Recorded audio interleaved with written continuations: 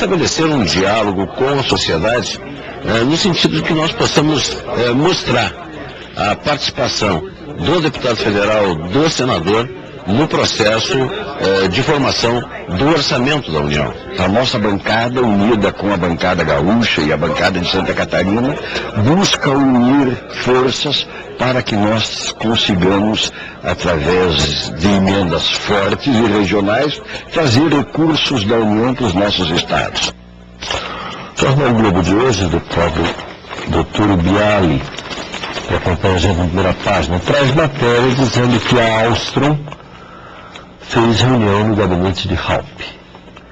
Um dos relatórios da Polícia Federal sobre a Operação Castores informa que o assessor parlamentar José Roberto Paquier e representante da Alstom, empresa fabricante de turbinas elétricas, e da Eletronorte, se reuniram pelo menos uma vez no gabinete do líder do PMDB no Senado, Waldir Raupp, que aparece aqui nessa foto, ao longo de 2006.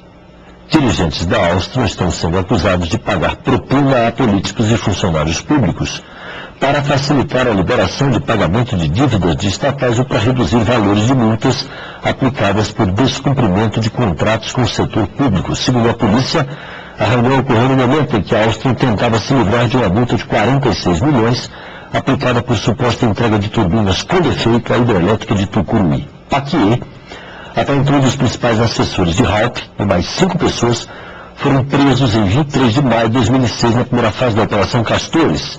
Entre os documentos apreendidos na casa de Paquier em Brasília, no dia da prisão dos investigados, está uma folha de agenda com os nomes de Waldir Raupp e diretor de projetos da Eletronorte, Ademar Palocci, irmão do ex-ministro da Fazenda e deputado Antônio Palocci. Você acha que isso é suficiente para Raupp ficar preocupado, a reunião no gabinete dele, mais essa citação no documento, ou não vale a pena investigar tanto? Eu acho que investigar vale a pena. Agora, quanto a reunião no gabinete, sendo aqui o Congresso aberto a empresas e ao povo de maneira geral, pode ser reunir. Se houver, de fato, a denúncia comprovado que houve corrupção, não, aí eu acho que a punição tem que ser exemplar. O mesmo Jornal Globo traz matéria dizendo que a Polícia Federal está pedindo a quebra de sigilo de ONGs ligadas à Força Sindical. Para a polícia, entidades movimentaram dinheiro da quadrilha que cobrava propina para liberar verba do BNDES. Ao mesmo tempo, a Folha de São Paulo traz hoje matéria que carrega mais água ao moinho dos que acusam Paulinho da Força de envolvimento com essas denúncias. Por R$220 mil à vista, a mulher de Paulinho compra casa no litoral. Mulher do deputado federal Paulo Pereira da Silva, o Paulinho, comprou há cerca de 20 dias para a filha do casal uma casa no litoral paulista que custou, segundo ela, 220 mil, 160 mil em cheque e o restante em dinheiro. Paulinho é investigado por suposto desvio de recursos do BNDES. Segundo o advogado de sua mulher, a parte em dinheiro foi paga por conveniência e o negócio foi lícito. Claro que qualquer pessoa pode comprar uma casa, não tem nada com isso. Agora, no momento em que se faz esse tipo de investigação e aparece uma aquisição desse valor, uma compra à vista, um pedaço em cheque, um pedaço em dinheiro, aí o jornal publica porque há uma certa suspeita. Como é que o senhor vê isso, deputado? Eu vejo que toda vez que você tem suspeita de corrupção, tem que ser investigado. Agora, não podemos generalizar. Eu vejo, às vezes, sempre que se tem qualquer problema com organizações não governamentais, uma generalização dessa ação. Eu penso que as organizações têm um papel importante e o próprio esclarecimento de quem tem culpa ou não de corrupção ou não de mau gasto de dinheiro público tem que ser esclarecido para preservar as outras que têm uma boa função junto ao povo. A Riviera, essa vista aqui, Riviera de São Lourenço, em Bertioga, onde fica a casa da mulher de Paulinho, segundo informações, é uma das áreas mais valorizadas do litoral paulista, mais sofisticadas. Deputado, o jornal Globo traz matéria dizendo que os controladores, conforme a gente já havia anunciado aqui na primeira página, foram efetivamente punidos por denunciarem a possibilidade de novos acidentes e pedirem mais providências relativas à segurança nos voos.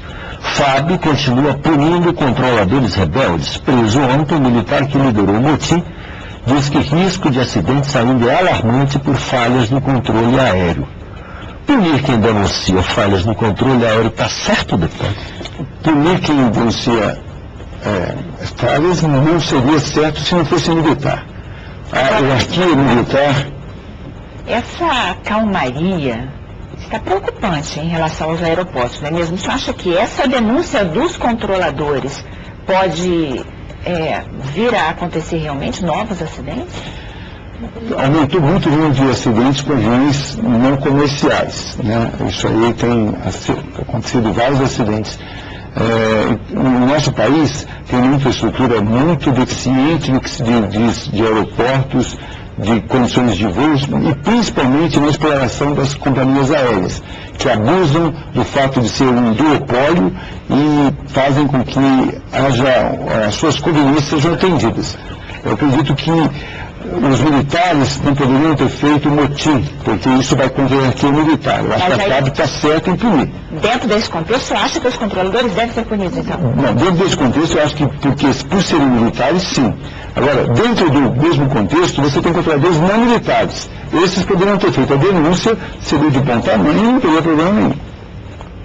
Deputado, só para complementar, horas antes da prisão desse controlador, o Moisés, que foi preso, que é o líder, tem uma declaração dele aqui no Globo que é muito forte. Ele diz: respeito a decisão do comando. Eles podem fazer o que quiserem, mas nunca vamos nos calar diante da verdade. O sistema tem muitos problemas e os índices de acidentes e incidentes, como as quase colisões, são absurdos, disse Moisés Almeida por telefone. Eu acho que ele está fazendo a sua própria defesa, mas sabe perfeitamente que o comando militar tem hierarquias, sabe, esperou, deu um tempo, esclareceu os fatos e agora está punindo. Faz parte da regra que ele assumiu ao se tornar militar. Tem vantagens e desvantagens em ser militar. Agora, nós precisamos ter uma atenção, e aqui o Congresso tem tido essa atenção, temos uma subcomissão permanente de tráfego aéreo na Comissão de Desenvolvimento Econômico, Indústria e Comércio, que está preocupada com a realidade nossa. E precisamos melhorar. Temos informações de melhora, de busca de investimentos nesse setor. E tem que investir muito. Talvez até uma parceria privada possa ser útil. Até porque essas quase colisões de que fala o controlador preocupam, né? Na verdade, quase colisões, elas existem no mundo todo. Aquilo que nós vimos aqui no Brasil acontecer, acontece em outros lugares. O que nós precisamos de fazer é investir mais. Houve, depois dos acidentes, uma série de investimentos, se triplicou, deixou de se fazer aquela contenção de custo que se fazia, no sentido de ter mais dinheiro para pagar conta do que para investir em segurança. Passou a ser prioridade o investimento em segurança. Eu fui da comissão que investigou isso, da CPI que investigou isso, e eu posso dizer que está havendo, houve uma melhora nesse controle, mas ainda há muitas falhas. Em instantes, governadores alertam: unificação de impostos pode prejudicar o desenvolvimento regional. E o pacote do governo para estimular o desenvolvimento da indústria são os assuntos do próximo bloco aqui no Primeira Página.